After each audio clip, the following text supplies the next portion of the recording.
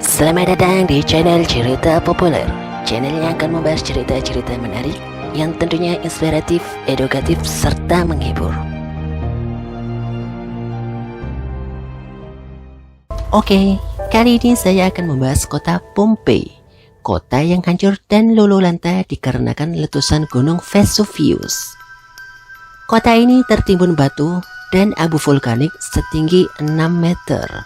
Saat ditemukan oleh para arkeolog, mereka mendapati banyak jasad manusia yang menjadi patung. Tak hanya jasad manusia, para arkeolog juga menemukan peradaban Romawi kuno, serta beberapa peninggalan artefak, bangunan, dan karya seni di dalamnya. Penasaran dengan cerita lengkapnya?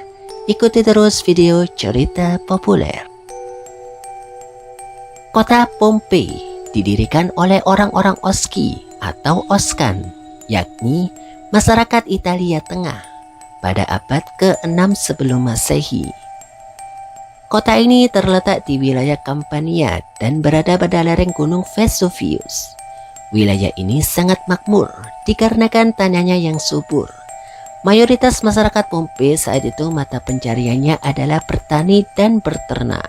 Selain itu, masyarakat Pompei juga mempunyai pelabuhan yang digunakan untuk berlayar dan berdagang. Hal ini pula yang menyebabkan orang-orang Yunani berbondong-bondong masuk Pompei dan membawa budaya mereka ke Pompei.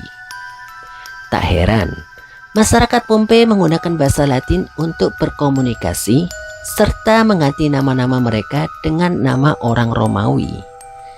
Kota Pompei menjadi peradaban yang sangat maju kala itu, terbukti dengan ditemukannya beberapa bangunan seperti rumah mewah, rumah bordil, hotel, pemandian mewah, bar, villa besar, arena gladiator, dan gedung teater. Karena orang-orang Yunani membawa budaya mereka masuk Pompei, maka sebagian besar masyarakat Pompei menyembah dewa. Terbukti, banyak ditemukan ratusan kuil untuk semua jenis dewa dan leluhur. Para penduduk kota Pompei sudah terbiasa dengan getaran kecil gempa bumi yang diakibatkan oleh letusan gunung Vesuvius. Namun, pada tanggal 5 Februari tahun 62 sebelum Masehi terjadi gempa bumi yang dahsyat sehingga menyebabkan kerusakan amat besar di sekitar kota Pompei. Gempa bumi ini bukan disebabkan oleh ledakan gunung Vesuvius, melainkan terjadi karena pergeseran lempeng yang biasa kita sebut gempa tektonik. Tetapi para penduduk kota Pompei mendirikan lagi bangunan yang rusak akibat gempa tektonik dengan bangunan-bangunan yang besar dan megah. Inilah bukti bahwa kota Pompei pada zamannya sangat makmur. Pada tanggal 6 Agustus tahun 79 sebelum Masehi, getaran-getaran gempa ringan mulai terjadi. Kejadian ini berlangsung selama 4 hari.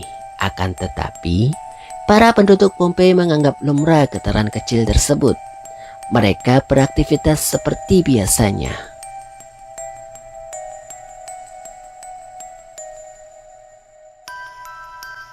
Tepat pada sore hari tanggal 24 Agustus tahun 79, saat diadakannya perayaan Dewa Api Romawi, ledakan besar dari gunung Vesuvius memporak-porandakan seisi kota dan menghancurkan kota Pompei. Sebuah awan gelap yang besar berbentuk seperti pohon pinus muncul dari gunung Vesuvius. Setelah beberapa lama, awan itu turun melewati lereng-lereng gunung dan menutupi segala sesuatu di sekitarnya, termasuk laut yang ada di dekatnya. Awan ini dikenal dengan nama aliran piroklastik, yaitu awan gas yang sangat panas. Debu-debu yang dikeluarkan gunung Vesuvius sangatlah tebal. Matahari pun tertutup oleh letusan yang dikeluarkan gunung, sehingga kondisi kota seperti malam hari. Gunung Vesuvius meletus dahsyat saat itu. Ledakan gunung Vesuvius berlangsung selama 2 hari 2 malam. 20.000 orang dipastikan meninggal saat itu dikarenakan terjebak oleh muntahan gunung Vesuvius.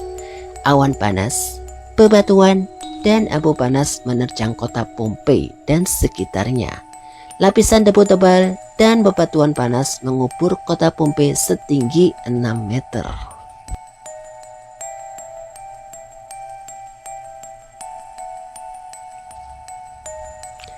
Setelah terkubur selama 1700 tahun, kota Pompei ditemukan kembali, tepatnya pada tahun 1748. Para arkeolog menggali kota Pompei dari tumpukan debu dan bebatuan guna mencari artefak dan peninggalan kota Pompei di wilayah Campania, sebelah tenggara kota Napoli, Italia.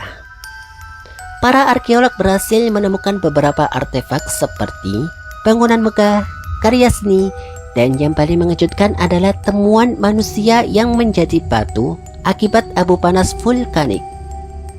Temuan manusia yang telah membatu ini dalam berbagai pose. Yang paling mengejutkan dan erotis adalah temuan manusia membatu ketika bersetubuh sesama jenis maupun tidak sesama jenis.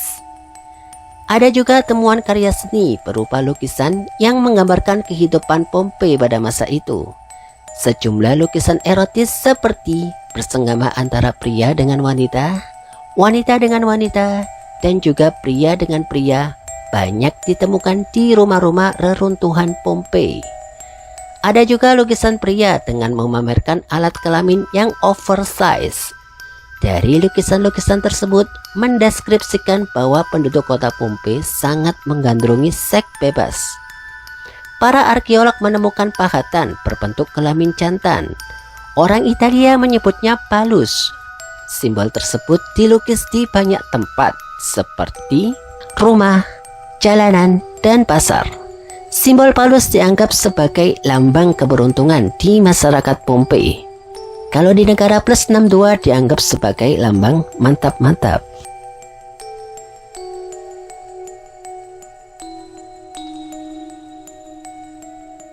Temuan rumah bordil yang sangat terkenal dan fenomenal ditemukan saat itu. Masyarakat Pompei menyebutnya dengan lupanare. Rumah bordil ini memiliki 2 lantai dan bangunannya terbuat dari batu. Memiliki 10 kamar, 5 di lantai bawah dan sisanya di lantai atas. Tempat tidur di lupanare terbuat dari batu dan dilapisi matras kecil. Tepat di ruang utama, rumah bordil lupanare di dinding tersebut dihiasi dengan lukisan-lukisan berabad-abad yang menampilkan adegan-adegan seks. Menurut para peneliti, lukisan erotis tersebut mendeskripsikan kegiatan bersenggama yang dilakukan oleh para pekerja seks di sana. Lupanare merupakan rumah bordil yang berada pada pusat kota. Rumah bordil di Pompei tidak hanya untuk para wanita saja. Kaum pria juga menjual diri mereka untuk menjadi pemuas hawa nafsu bagi perempuan dan juga laki-laki. Jadi, PSK di kota Pompei tak hanya melayani lawan jenis, tapi juga melayani sesama jenis.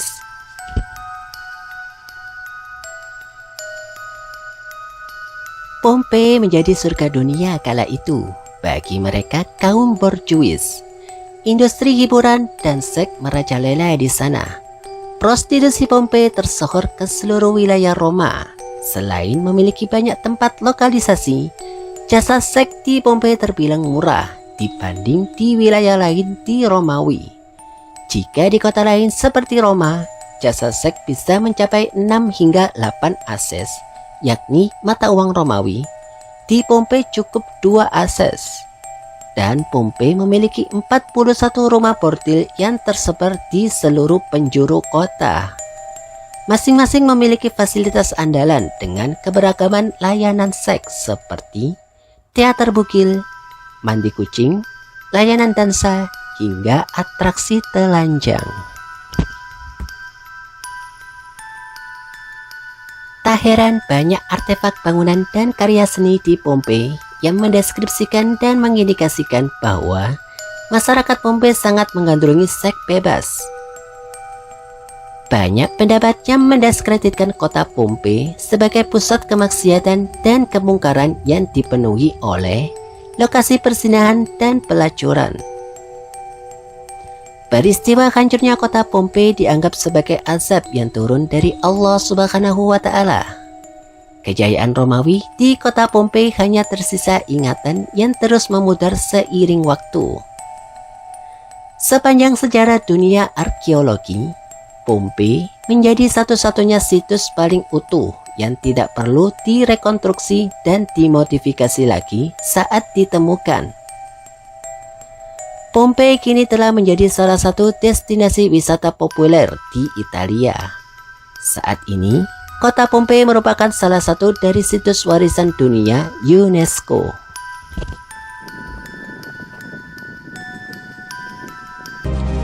Demikian, semoga bermanfaat. Apabila ada kesalahan atau kekurangan dalam video ini, saya mohon maaf.